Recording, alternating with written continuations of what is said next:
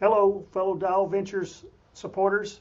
Alan Gray here. Glad to have the opportunity to visit with you today. We're visiting with our colleague, Dr. Lorval Monaco, about the Agribusiness Economy Index that we do every quarter. We're coming out of a data collection that we had in June, and the report was released in August. We're now kind of going to take a look today at some of the additional questions that were in that survey, kind of thinking around the concepts of food as health. And I think kind of an interesting space that we're in today, seeing some significant trends happening, probably starting more at the food level, at the food manufacturer level, and then but certainly has big implications, I think, for our supply chain over time. And so glad to have Dr. Monaco with us today to give us a brief overview. And I thought, Lorval, we might start today with giving a brief overview of the Agribusiness Economy Index, kind of reminding people of where we are today, what the attitudes are of folks across the supply chain in terms of where they think the economy is, so that we get that sort of mindset, if you will, of what's the mindset of folks as they come into these concepts we're asking them around food as health. Yeah, well, hello everyone. Thank you for having us. I think this has been a really interesting survey. So this past June, we collect about 220 responses from professionals in the agri-food industry, and we asked several questions about how they feel about their company's future, and the sector as a whole. One thing that was interesting, this was an uptick from our previous survey. So in March, it went up 10 points. So it was quite a growth from the previous survey, but it's still 13 points below June 2024. So we saw in June a little bit of an improvement in sentiment overall across the entire value chain, but we're still a ways away from the sentiment we had in June 2024. When we think about that, if you break that level, so the index is 92 across the entire ag food value chain. If you break that down into current sentiment and future sentiment, so think about your company and the segment you belong to today, and you think about your company and the segment you belong to in the future, they're still 8 and 9% respectively below our baseline. So it's still negative, tempered but negative sentiment across the value chain. I think one important thing I want to call out is that across all 6 segments of the value chain, from input manufacturing to food manufacturing, 4 segments saw improvement in index, which it's not something that happens every time. The only 2 that didn't see improvements were food manufacturing and support services and products. Food manufacturers saw a major downturn, and support services and products, interestingly, they have seen a steady decline in index since last year, and it has continued in June. One final comment, we saw in June, given the situations at that time, that farmers overall were fairly positive about the conditions of that sector, of the segment. You can think about livestock situation was very interesting price-wise. We saw a lot of demand, and there's still some uncertainty as far as international trade and all that, but overall the sentiment was fairly positive in June. We're collecting data right now for the Q3 2025 Ag Economy Index, and we're expecting somewhat of a downturn on the index. The early results that we have are showing that sentiment is probably going to go down. So that's where we are at the moment. Lorval, it strikes me. I was looking at the data, and when we first started this index a little over 2 years ago now, almost, consistently the numbers were in the 100 to above 100, which we would consider positive, sort of a slightly positive outlook on the industry. And since August of last year, we've been below, but we're whipsawing, sort of 86, I think, in August, and 94 was sort of the index number in December. Then it dropped back down in March to 82. Now in June, it's back up to 92. And you're telling me you think we'll see how things come out as folks answer the survey in September, but you think it may be down again, meaning that we're in this sort of consistent pattern here of one up and down, but always sort of cautious to pessimistic across the industry, and you don't see that improving anytime soon. Is that what I hear you saying? No, if you look at that up and down, the trend is actually downwards, right? So if you look at June 2024, I'm sorry, we were at 105 index. We're at 92, but going up 10 points from the lowest point we had in March, which was 82. So that shows me that there's a lot of uncertainty and a lot of rapid reaction or knee-jerk reactions to changes in the environment, and that creates a lot of volatility. Well, overall, the trend is going down, but it changes every day, right? So if there's a new policy coming into place, that might play a very strong effect on how people feel. And I think even their future perceptions are being impacted by decisions of today. Even though they say, how do you think things are going to be 5 years from now? It's really hard for people to just disassociate what is happening today than what is going to be like in 5 years. For today's purposes, 5 years seems like an eternity away. Right. In this industry, I think that's probably pretty common. That it's always seems like 5 years is a long way away for things in this industry that are such a dynamic industry and changing across the various parts of those segments. So, okay, so we've set the stage here. We're coming into a period where we're slightly more optimistic than we were maybe in the spring. Still struggling pessimistic-wise across the supply chain, but at the same time, you decided, hey, maybe we ought to continue to think about where the future's headed. That's a good thing to be doing, and really thinking about where the industry sees certain issues. This time, you chose to focus on the concept of food is health. Tell me a little bit of the why. Why food is health? Why did you decide that's the space we want to look at? So it is interesting because we've seen a lot of policy being put in place that goes over what impacts food has in human health. We're also seeing, since a couple years ago, this movement of One Health, right? Healthy people, healthy planet, healthy plants. All of those things playing together, they're showing us that we're going through a phase where we need to be a little bit more cautious and a little bit more mindful how we grow our food, how we process our food, and how we consume our food. There's some consumer demand or some consumer trends showing us that they're caring more about this than they have ever. And at the end of the day, is the agricultural industry's role to provide food and ingredients for food to supply that demand. So what we're trying to understand here is, okay, consumers are telling us that this is important to them in certain ways, but what does our industry think about this? How this concept of creating food geared toward healthy outcomes, how that idea impacts our industry, or how can our industry impact that concept? So to do that, we need to understand how do people understand that in our industry? How does that impact their businesses? How do they see that, shaping our industry in the future? So we set out asking some questions to try to understand that dynamic.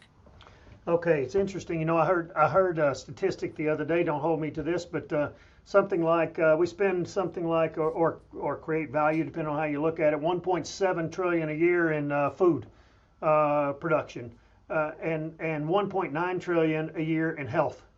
And there's an argument that says we're spending 1.7 trillion in food, putting that into bodies that then results in 1.9 trillion being spent in health. And the question is, can we do something about, hey, how do we take whatever the math of those two things is, was that $2.6 trillion or $2.7 trillion, and say, can we put that into a space where maybe even shrink the amount of overall spending and do something more in the health space?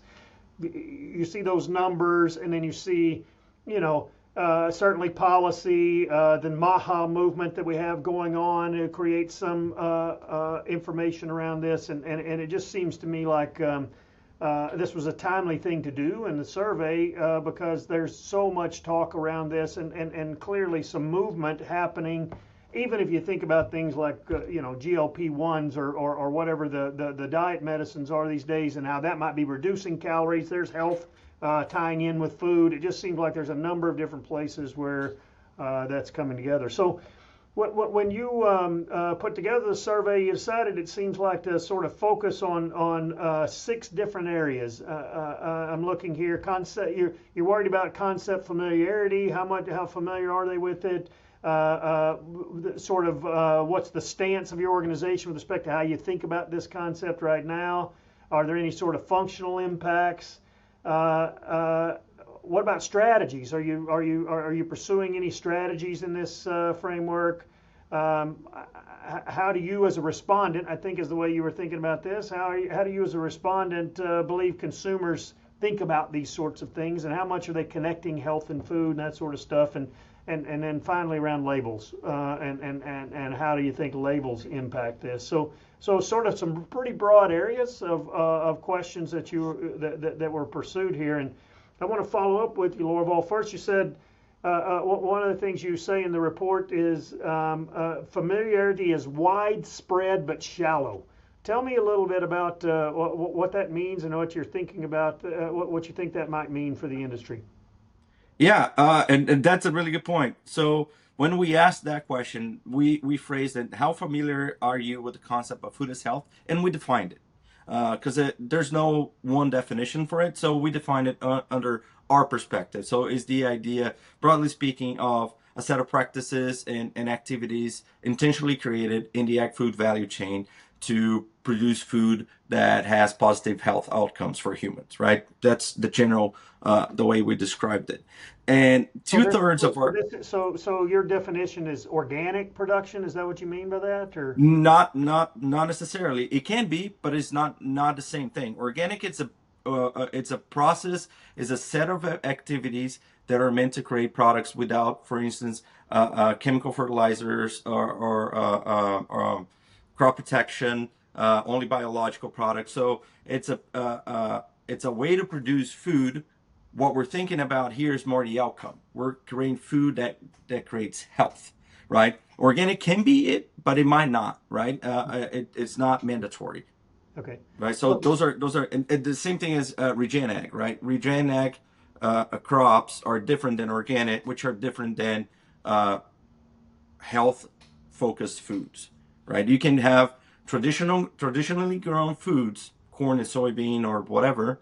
So with fertilizer or antibiotics, whatever, but it's still geared toward nutritious food item for the consumer. Those are and that produce healthy outcomes, right? So those are different concepts. So this is like producing nutrient dense crops or wheat with different impact on the hypoglycemic index, things like that, or milk that is more readily digestible, like the A2 milk or something like that. Is this what we're talking about?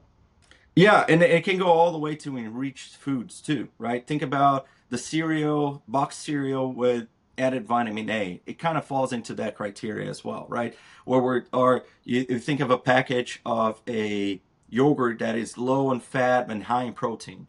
You know, it comes from the same regular milk. It's not that milk is produced exactly the same way, but the final product that the consumer eats is different because it's geared toward this functional, nutritional aspect, which in this particular case is to low your cholesterol or whatever, or you can, in the low glycemic index is because it's for diabetic people, right? So there's a very clear function, which is to create healthy outcomes for people. The way it's produced can change, which is different from organic, right? Organic dictates the way you have to produce food. Doesn't necessarily mean the outcome, the product's going to be different in some way. It can be, it may not be, right? Regen ag is fairly similar too in that sense. This is focused on the attributes and functions of the food items that people consume. Okay. I think that's very helpful. Thank you. I want to make sure our audience has some sense of what you're thinking about when you think about this food as health activity. That's great. Yeah. So how familiar is our industry with this concept? So it is interesting.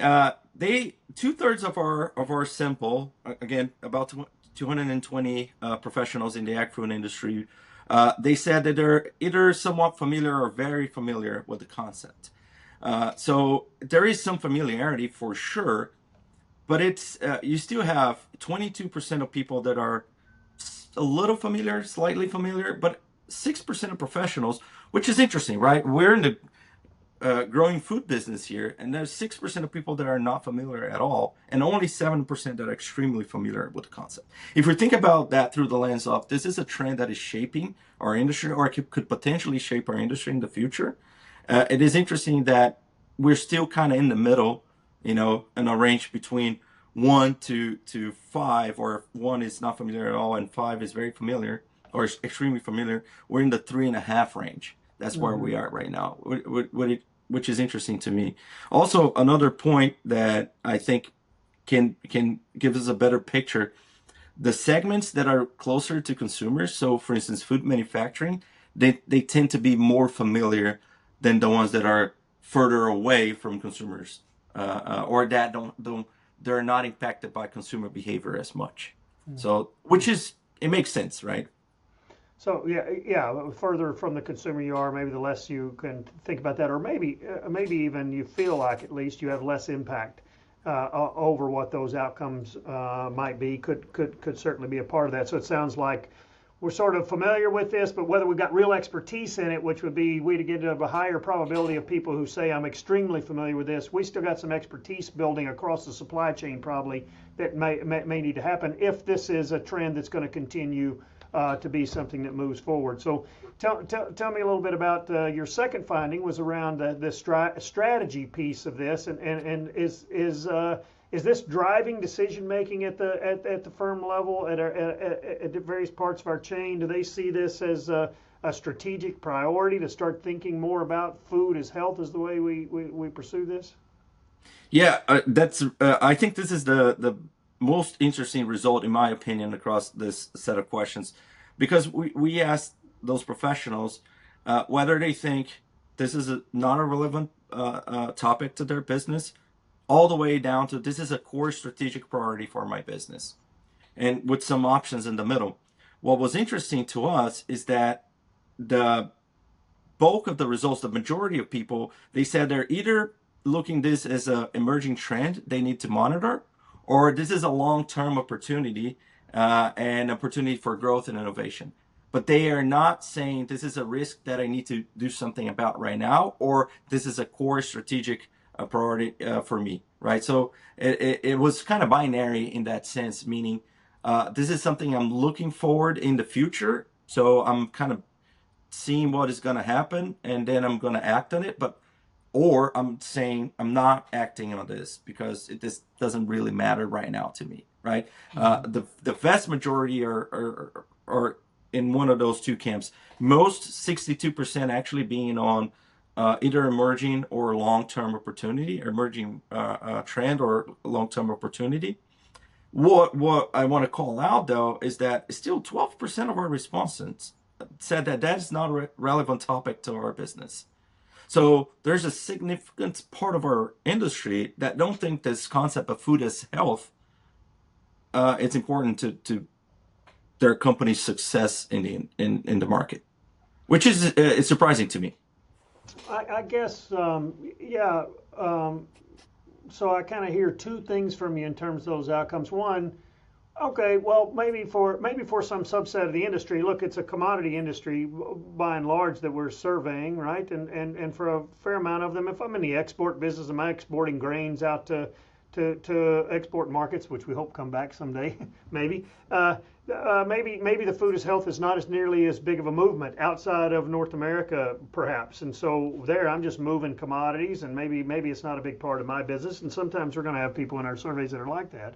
But what I hear you saying is for the majority of them, it's sort of a wait and see approach, or a, hey, I'm going to take an option to learn. I'm going to watch what's happening here. We're going to be thinking about it and seeing how things may impact us. But at least in our survey, you're telling me there's not much that says this is the core of what we're trying to do right now. Which actually there are some out there that would do that. They're probably just not in our survey. So some startup companies, some others that's their core focus. This is exactly what we're doing: functional health foods for for specific deliveries to either food as medicine, which is one way to think about this. Hey, we're trying to actually be a company that provides food as something that doctors and nutritionists would prescribe and provide that. I know there's some startup companies doing stuff in that sort of space, and some others that are more focused on sort of functional food stuff. But that's for the core audiences that are answering our surveys that are core of the agribusiness sort of system. It's sort of a wait and see where this is going to take us, it seems like.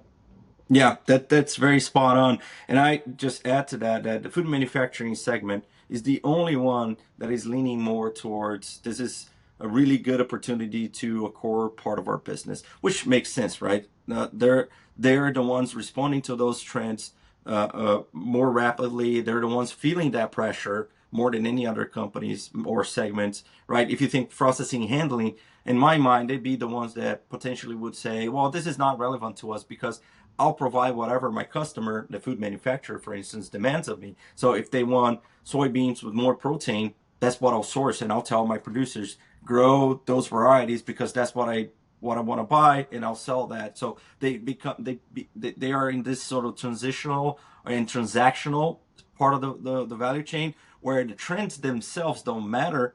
It just changes what the orders will be, right? Of course, there are some caveats to that where, for instance, if they cannot source the type of beans, for instance, that they need, that can create a problem. But they'll just go back to their customer and say, we don't have that there isn't enough high protein beans or whatever to supply you in the way you want. So, but yeah, the food manufacturers, I think that's the important message here. They're more aligned with that message, and they see that as a very important part of their business. Yeah. It makes sense, right? The consumer is the one that's starting to really think in this space and demand some changes. The food companies are the first ones who are going to feel that, and then they'll start to move that down their supply chain. And so maybe the rest of the supply chain is not feeling that same pressure yet, but it seems like that's likely to be coming if the food manufacturers continue to feel this pressure from the changing consumer with respect to their more focus on health related to food. That's kind of interesting. So what about Lorval? So we talk about, okay, is this a major part of your strategy? Well, we're kind of waiting to see. But as you explored, okay, well, what kinds of things do you think are the most important things to be thinking about strategically in this space? One of the things you're saying there is that data systems lead expected operational change. So this is they're not. It sounds like to me that you're saying that the respondents in the survey are saying it's really not about the physical part of what we do is not the biggest change for us, but it's got more to do with sort of data systems. Can you explain a little bit more what the findings were there and what you think that means? Yeah. So we asked those professionals, what parts of your business do you think are going to be impacted by this concept of food as health, right? Or most impacted? The number one response, the one that showed up the most, is the idea of data traceability and performance metrics, which makes sense, right? If we're giving the example of high protein soybean or milk with a type of sugar or some type of fat, whatever, right? We need to trace those things. We need to make sure that not only we know that the thing we're looking for is there in the quantity that we want, but we need to be able to show our consumers or whoever is buying that product that we're providing that with that attribute, and we're also paying the ones producing that product accordingly, right? Because there's a premium aspect to those products. We're separating from commodity type of products here, right? If you think of high nutrition or nutrient dense agricultural products, we're differentiating in some way. So there is a lot of data that has to flow both ways in the value chain, so you can actually show what is happening, right? So traceability, but also pain, and at the end of the day, you got to prove to consumers that what you're saying is in the food item they're consuming is actually true. So in their minds, that is the biggest thing, which kind of connects to the second most important business function, which is the supply chain relationships, right? What we're seeing is that not only food manufacturers are saying, well, I'll need different ingredients to produce the food that I need, but the product processing and handling segment and the producers are saying, I need to know what you guys want so I can produce that for you in the way that you want. So this supply chain relationship, we're again looking at the entire supply chain as one entity that communicates throughout.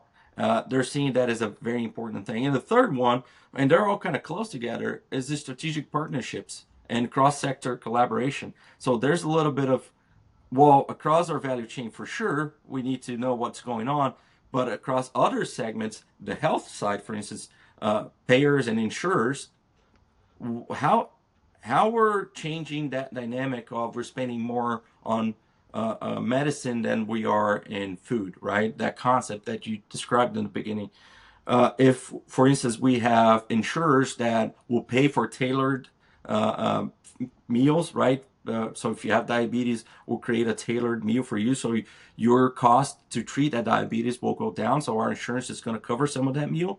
Well, that impacts our agri-food value chain tremendously, because now we're creating products very narrowly focused on a specific outcome.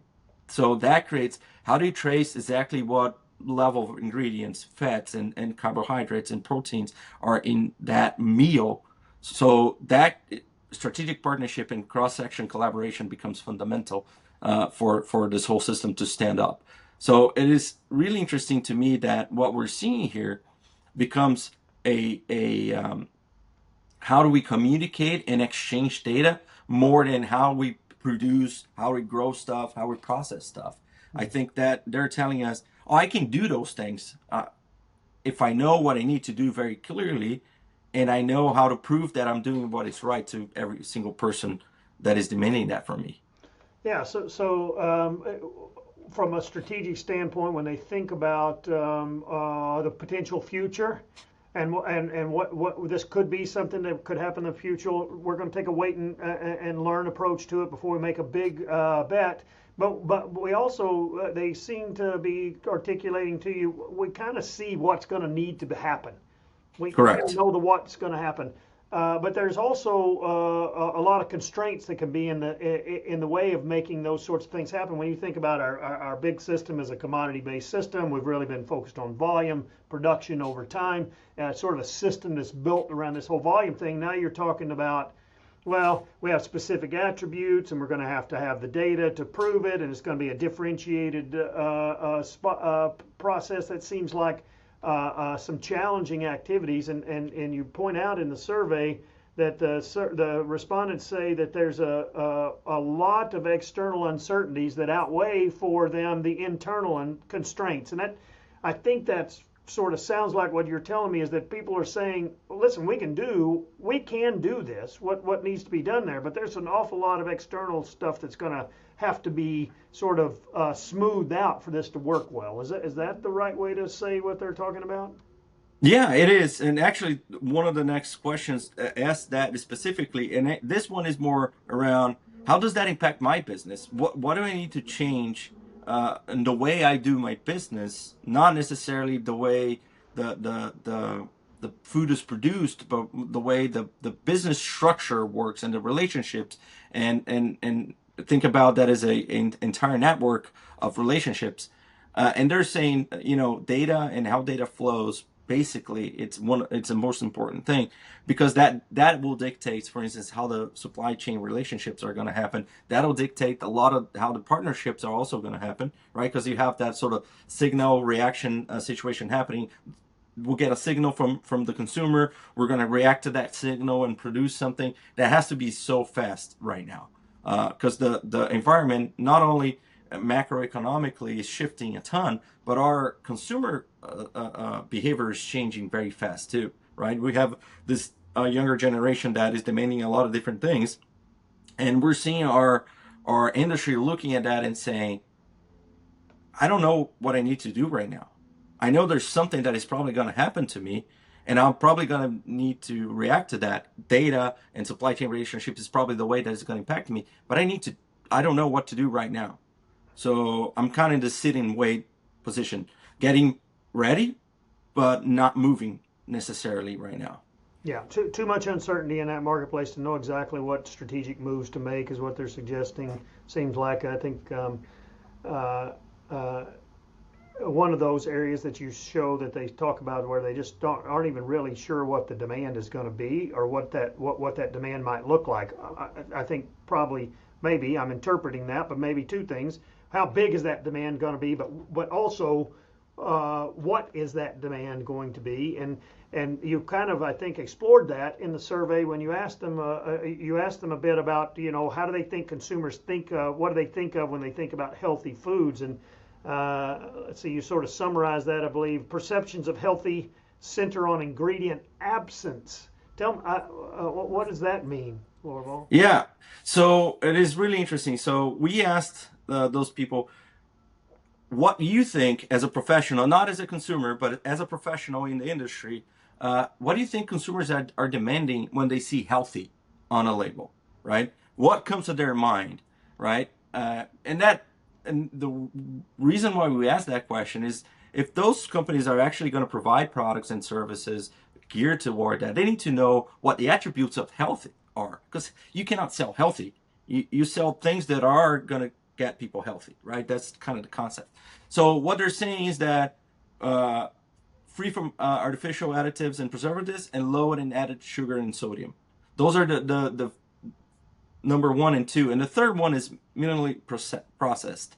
So what they're saying, the top two things that comes to our industry's mind when they think about healthy products are about things that shouldn't be in our food items. So our artificial additives and preservatives, sugar, sodium, and fats, saturated fats.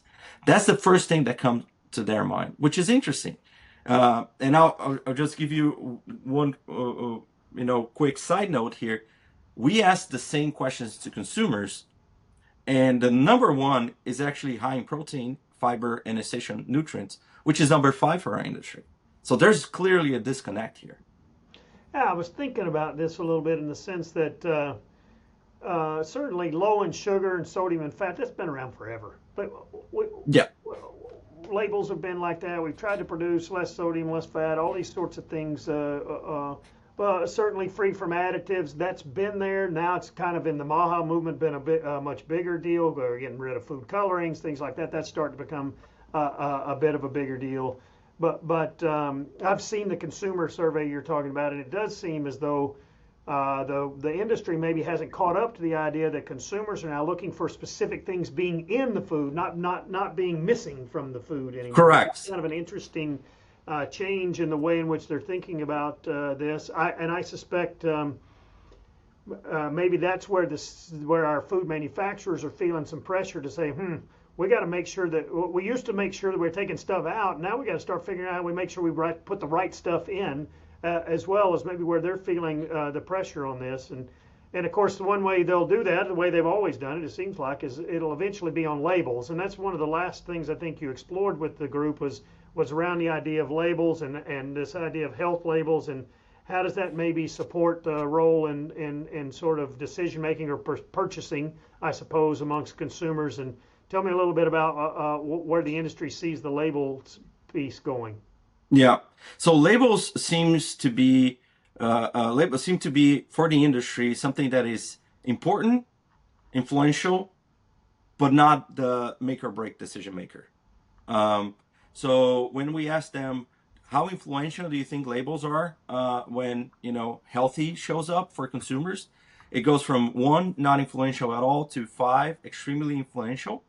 Our industry has an almost perfect bell curve distribution, which means almost the vast majority of people are they're moderately influential. Very few people saying they're extremely influential or not influential at all, right? And across our industry, even though there's a little bit of variation, all segments kind of perceive that the same way.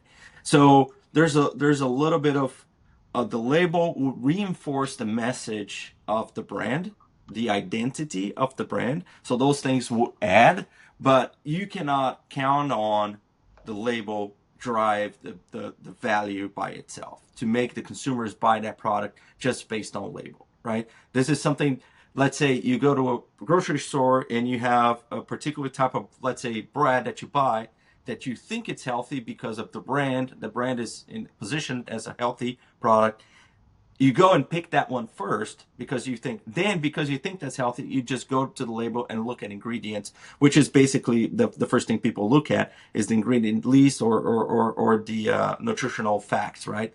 That's how it happens. You're not going to go your, you know, whatever X brand because you're looking for healthy and then going to look at their labels to see if they're healthy. You probably going to go to the first one that you have this idea or image that is healthy, and then you're going to check, right? And if it doesn't meet your criteria, you're going to put it back, which is important to remember. So it's not that it's not important, but it's not the decision maker. It can be something that is going to, for instance, be the tie break between two brands that you're looking at. Oh, this one has a little bit more carbs. This one has a little bit more protein. Oh, I prefer more protein. I'll get that one. But you had this sort of two item decision to make, right? Yeah. So that's a lot that we see. So the brand equity still plays a major role. So one of the things you had as a finding in that, Lorval, was that there was a bit of a difference maybe in the perception of how these labels and the marketing side of this works from upstream versus downstream peers in the data. Tell me, explain a little bit about where you saw those differences in the labeling. Yeah. So one thing that we saw is that the food manufacturing had a really average perception. But if you look at like input manufacturing, they think the label is actually more important on healthy than the food manufacturers, which is not intuitive to me, at least. In my mind, when I think about the food manufacturers should be the one that are saying, all right, I need to put all the information I can into that label so people will have everything that where it was grown, the nutritional facts, the ingredient list, all that stuff. But if you look at our distribution across the segments of the value chain, input manufacturing has a 10% higher perception of how influential labels are, right? That may be a hypothesis, and that's all it is, that they have been hit with the non-GMO labels for the longest time right now, and they felt the pain of their GMO seed products going down the stream and having that label. Maybe that's why they feel that way. It's hard to tell, but our data shows that input manufacturers think that label is more important than food manufacturers. It is fascinating. That is kind of a fascinating result, and I love your analogy of sort of GMO labeling and what that non-GMO labeling and what that's done for them. If you think a little bit about, seems to me, the industry is saying, well, it's about absence. That's what the consumer's looking for, is absence of stuff. That's been sort of the marketing push over that last decade or so, has been that absence claims, non-GMO sort of absence claims things. But if the consumer's changing towards, I want to know what's in it, now the labels start to be labels that say, no, these are things that are in it. Maybe the food manufacturer saying, well, okay, the thing that might not be the same impact as when you do absence claims on the front of the package, may not have the same impact. Kind of interesting to see where we go with that and what ends up happening with respect to sort of that labeling side when you're not doing absence claims, but you're actually trying to say, no, these are the things that are in it. Could be an interesting change there. Well, Lorval, I want to wrap up with sort of a broad question for you. So you've done this work, paid attention to this. I know you've done a number of different pieces in this sort of food is health thing. What's one thing where you've changed your mind since you've been doing this analysis? So when you've been doing this work, I'm sure there's something here that struck you, and you've kind of changed your mind from where it once was. So one thing that I think across all the work that I've done, not just this, but everything, is that I didn't think that the consumer demand for these type of products were as strong as they actually are. The numbers and the surveys and the papers published, they show me, for one, there's more consumer demand than I anticipated. But more importantly, it seems to exist more willingness to pay for healthy attributes than I thought there was. And the reason why I say that is when we did a similar work for Regenag, it's overwhelmingly positive. perception of regen ag across consumers. It's very clear consumers think it's a great idea, but then when you ask them, are you willing to pay for this thing? They kind of waffle a little bit. They're not as much on, I understand that because this is sort of like a public good, right? We're doing something good for everyone at the same time. Whereas when we're talking about food as health, there's more of a tangible outcome to individuals. So that is something that I think is really important for us to keep in mind, for our industry to keep in mind, where we're doing things that people are perceiving on their daily lives. Is the idea of this is going to make me live longer, better, to be able to spend more quality time with my family. Those are the messages or the values you're trying to bring when you think about healthy, right? Of course, there are other ideological things behind it, but I think it boils down to I want to have a healthy life, a longer life, and spend quality time with my loved ones. And when that message comes across, people say, "I'll pay more for that." There's a real benefit to me as an individual, right? The other thing that I notice is that our industry, it's in waiting mode. Now we have really real data, strong data showing we're uncertain about consumer demand, which I think it's, the more we read and work on it, it's showing to be strong, as I mentioned. But there's still lack of regulatory and certification standards, so that is some uncertainty and the scientific disagreement. So our industry is saying, all right, we hear you, consumers. You're saying you want this. I'm not sure how much you really want this, but there are other things that are keeping me from actually deep diving into this. So I'm going to wait for a few months or a couple years to see if that holds up.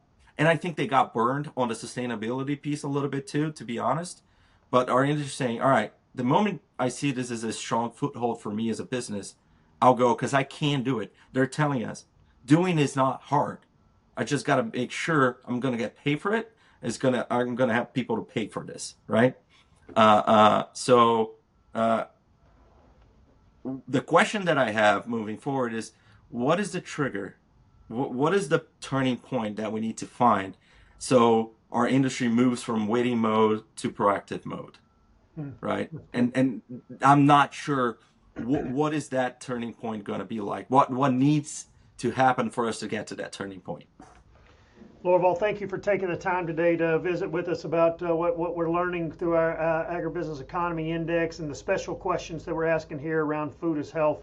A lot of questions yet to be answered. I know that we're planning a big workshop here October 15th and 16th for the industry to come together talking about this specific topic, with our food manufacturers telling us the way they're thinking about it, with farmers telling us a little bit about what they're thinking about it, and workshopping with our industry partners around, okay, what do we need to be doing about this? When is it time to start taking action? Maybe we'll start to get some of these answers you're looking for in terms of where are those triggers that we're going to need or be looking for to say we got to start moving in this direction. Fascinating stuff, fascinating topic for us to be digging into here. Thank you for your time today. Really appreciate it. Thank you.